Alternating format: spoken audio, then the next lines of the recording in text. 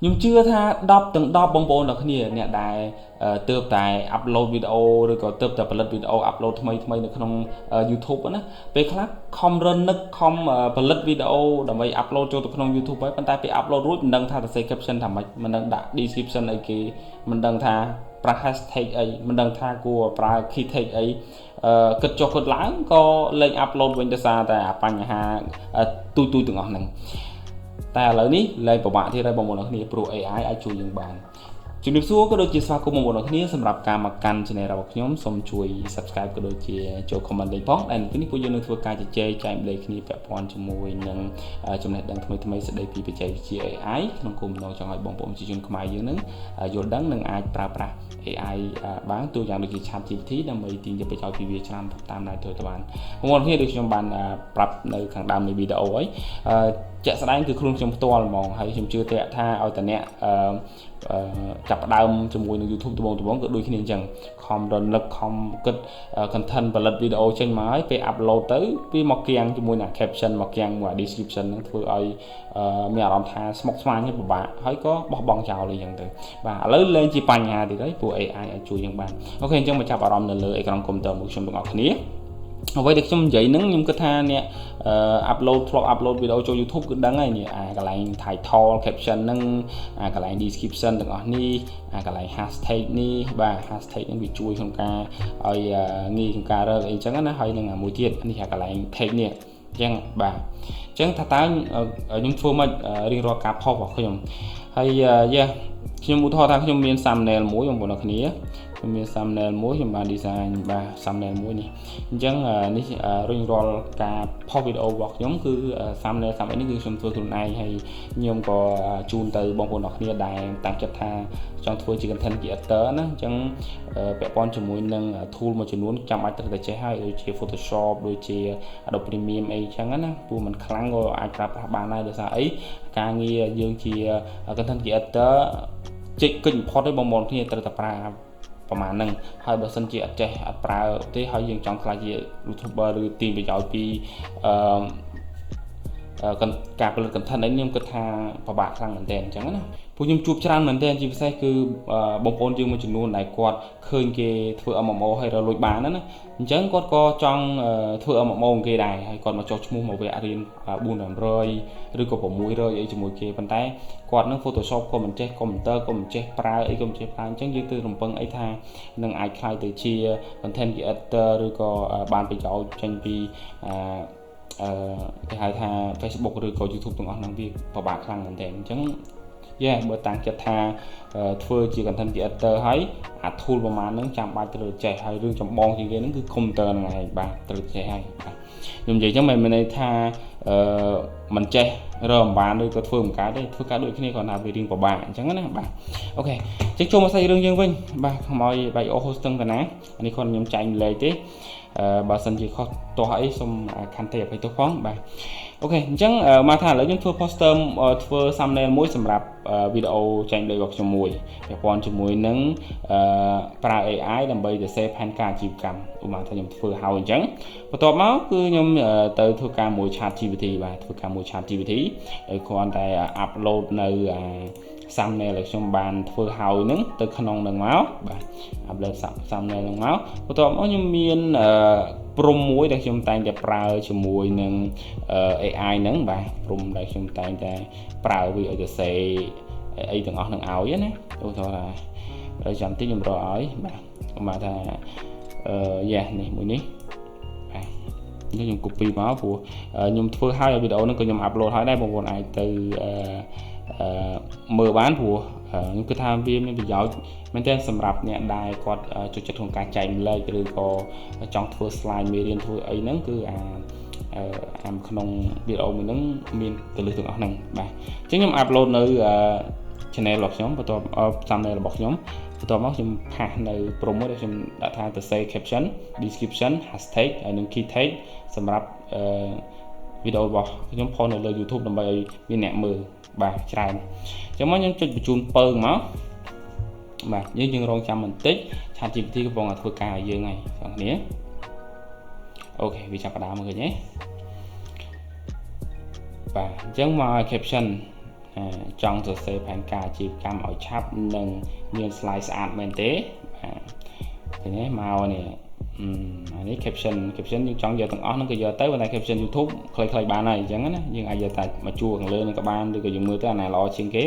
ហើយមើលទៅតាក់ទាញជាងគេហុកឬក៏ហៅថាមើលឲ្យចង់ចូល play ហ្មងណាបាទយើងស្វែងយល់ខ្លួនឯងទៅហើយសម្រាប់ចិត្តខ្លួនឯងទៅណាហើយវាមាន caption មកនេះមានបាទមាន description សំទោសមាន description មកនេះបាទហើយវាមានមកជាមួយ hashtag នេះឃើញទេ hashtag គេមានមកជាមួយនឹង key tag នឹងឃើញទេមក plate នឹងឃើញទេ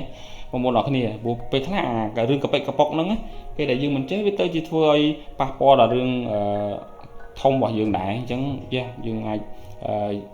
អាហ្នឹងក៏វាជួយយើងមួយផ្នែកដែរបងប្អូនគ្នាអញ្ចឹងខ្ញុំមកថាខ្ញុំសម្រេចចិត្តថាខ្ញុំយកcaption មួយនេះអញ្ចឹងខ្ញុំយកវាមកហើយខ្ញុំទៅកន្លែង YouTube របស់យើងពេលយើង upload ហើយបងប្អូនអរគ្នាតិចអត់ដឹងថា upload ណានេះកន្លែង upload ណា upload អ្នកធ្លាប់ upload ដឹងហើយអញ្ចឹងពេលដែលយើង upload មកធម្មតានៅក្នុងនេះវាទានេះបាទវាទាកន្លែង title នេះអញ្ចឹងយក title មិញមកដាក់មកទៅអានឹងនេះមកបាទ title យើងមកហើយ description យើងទីមើល description យើងមកនេះបាទអញ្ចឹងយើងចង់យកមើលមកនេះតែមុននឹងដាក់ទៅមិនមែនចេះ copy paste យើងមើលនឹង icon អាក្រាវិរុទ្ធផងកុំជឿទៅលើ AI ទាំងអស់ពេកណាបាទអញ្ចឹងយើងអានមកហើយយើងមើលទៅចង់ថែមថយកែ icon ពាក្យពេចន៍អីយើងក៏អាចកែ icon បានដែរតែយើងអាចគ្រាន់តែ copy ពីហ្នឹងមកហើយយកវាមកផាសនៅនេះបាទយកវាមកផាសនៅហ្នឹងមកហើយយើងចង់កែ icon ពាក្យពេចន៍អីយើងអាចនេះនៅនឹងបានយើងអាចកែ content ថយពាក្យពេញនៅនឹងមកបាទឥឡូវយើង description ហើយ hashtag ម្ដងបាទ hashtag នេះចុះក្រោមមកនេះមិន hashtag ហ្នឹងឯង copy វាមកនេះ copy វាមកហើយយកវាមកផាសនៅក្នុងកន្លែងនេះមកខាងក្រោមធម្មតា hashtag វាមិននៅខាងក្រោមdescription នេះណាបាទ hashtag នៅនឹងមកបើមិនតែយើងដាក់បន្ទាត់អញ្ចឹងយើងចង់ដាក់បន្ទាត់អញ្ចឹងយើងដាក់មិនស្រាញ់បងប្អូនអ្នករៀបចំបាទដាក់វែងជាជួអីក៏បានឬក៏អញ្ចឹងហើយបន្តមកទៀតអីគេគឺ key tag បាទ key tag យ៉ាងនេះ key tag របស់យើងនេះឃើញទេអញ្ចឹងយើង copy វាមកហើយយើងទៅនេះវិញទៅកន្លែង upload YouTube ហើយកន្លែង key tag នេះកន្លែងនេះបាទអញ្ចឹងឧបមាថាខ្ញុំលុបចោលទាំងអស់ហើយខ្ញុំផាសវាមកនេះ control V មកវាបញ្ចេញ key tag មកហើយនេះអញ្ចឹងយើង save ពងទៅវាហើយស្រេចបាត់ហើយឃើញទេបងប្អូនអរគ្នាហើយអា key tag ទាំងអស់ហ្នឹងគឺវានឹងបង្កើតឡើងដោយ AI អញ្ចឹងវាក៏ខ្ញុំគិតថាជាក់ថាវាក៏អាចជាផ្នែកមួយក្នុងការធ្វើឲ្យវីដេអូយើងហ្នឹងទទួលបានការមើលច្រើននៅពេលដែល YouTube រុញវីដេអូរបស់យើងទៅដែរអញ្ចឹងណាបាទមានតែប៉ុណ្្នឹងទេបងប្អូនអរគ្នាហើយខ្ញុំចង់បន្ថែមបន្តិចដែរថាបើសិនជាបងអានេះដោយសារខ្ញុំធ្លាប់សួរហើយអញ្ចឹងវាយល់ពីខ្ញុំអញ្ចឹងវាឆ្លើយមកវារៀងត្រូវមួយអ្វីដែលខ្ញុំចង់បានហើយដូចពាក់ព័ន្ធជាមួយរឿងធ្វើអានេះខ្ញុំសួរវាពីរដងហើយបាទសួរតាំងពីពេលដែលខ្ញុំអាប់ឡូតវីដេអូនឹងប្រហែលថ្ងៃមុនមកហើយក្រៅពីហ្នឹងទៀតក៏ខ្ញុំធ្វើតេស្តមុននឹងធ្វើវីដេអូនេះជូនបងប្អូនដែរអញ្ចឹងក៏សួរវាច្រើនលើកសារទៅវាដឹងពីអ្វីដែលខ្ញុំចង់បានប៉ុន្តែជាក់ស្ដែងបើសិនជាបងប្អូនសួរលើកទី1អាចនឹងមិនអញ្ចឹងទេខ្ញុំឧទាហរណ៍ថាខ្ញុំធ្លាប់សួរទៅអត់ត្រូវនឹងអ្វីដែលខ្ញុំចង់បានម្ដងដែរនេះបាទយ៉ាងមួយនេះកាលណាខ្ញុំធ្វើដំបូងខ្ញុំធ្វើអញ្ចេះបាទបន្ទាប់មកខ្ញុំបានទៅសេអីទាំងអស់ហ្នឹងដែរបាទដូចគ្នាអញ្ចឹងទៅសេ caption description hashtag អីខ្ញុំមួយមកហើយវាក៏ទៅសេឲ្យប៉ុន្តែវាទៅសេមកអត់ដូចមួយខ្លឹមសារនៃវីដេអូរបស់ខ្ញុំទេដោយសារខ្ញុំប្រើ AI ទៅសេផែនការអាជីវកម្មតែវាដាក់មក Hello AI Cambodia ណានោះឃើញទេសួស្ដីណានេះ AI ប្រើបាននៅកម្ពុជាដែរវាអត់ត្រូវមួយនឹងអត្ថន័យនៃវីដេអូរបស់ខ្ញុំសោះអញ្ចឹងធ្វើការមួយ AI យើងត្រូវមានព័ត៌មានផ្ដល់ឲ្យវាដែរមិនមែនវាឲ្យអីយើងយកទេព្រោះពេលខ្លះវាក៏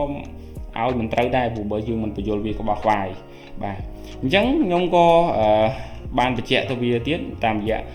សារមួយនេះបងប្អូនគ្នាឃើញទេនេះខ្ញុំបានទៅសេប្រាប់វាទៀតថាវីដេអូរបស់ខ្ញុំគឺចែកម្លែកអំពីរបៀបក្នុងការប្រើ AI ChatGPT និង Gamma ហ្នឹងដើម្បីទៅសេ business plan បើអញ្ចឹងបានវាចាប់ផ្ដើមវាយល់ហើយអញ្ចឹងបានវាចាប់ផ្ដើមទៅសេ caption សារថ្មីឡើងវិញបាទសេ caption សារថ្មីមាន description ឯម្ដងទៀតឲ្យខ្ញុំឃើញទេបាទអញ្ចឹងបន្ទាប់ពីនឹងទៀតខ្ញុំក៏មិនទាន់ចង់បានដែរខ្ញុំប្រាប់ថាអរេខ្ញុំចង់បានអា description ដែលអ្នកឯងទៅសេឲ្យហ្នឹងជាភាសាខ្មែរ យើងដាក់តែ change វាជាខ្មែរចឹងមកអញ្ចឹងវាក៏ចាប់ផ្ដើមបកជាខ្មែរឲ្យទៀតឃើញទេមានទាំង key tag នេះ key tag copy សិនមកហើយយើងចូលទៅក្នុង YouTube បាទចូលទៅក្នុង YouTube ហើយនេះខាងក្រោមនេះបាទកន្លែងធម្មតាវានេះកន្លែងនេះ tag នេះបាទអញ្ចឹងបើនេះមកយើងដាក់មក ដាក់ key tag ចូលកន្លែងហ្នឹងមកបាទអញ្ចឹងអាហ្នឹងវាជួយឲ្យគេងាយក្នុងការរក YouTube យើងឬក៏រកពេលគេ search ស្តៀងទៅវា load របស់យើងទៅជាមួយគេដែរអញ្ចឹងណាបាទអូខេអញ្ចឹងអាចមានកន្លែងហ្នឹងហើយមួយទៀតដូចជា hashtag បាទនេះ hashtag នេះមានសញ្ញាត្រង់ជួបនៅពីមុខហ្នឹងអញ្ចឹងយើង copy វាដូចគ្នាយកមកនេះបាទដាក់វានៅខាងក្រោម description របស់យើងនេះកន្លែងនេះបាទដូចខ្ញុំបញ្ជាក់រួចហើយណាអញ្ចឹងវីដេអូហ្នឹងគឺមានតែប៉ុណ្្នឹងទេហើយខ្ញុំសង្ឃឹមថាវានឹងជាប្រយោជន៍ដល់បងប្អូនអរគ្នាជួបគ្នានៅវីដេអូក្រោយអរគុណច្រើនបាយបាយ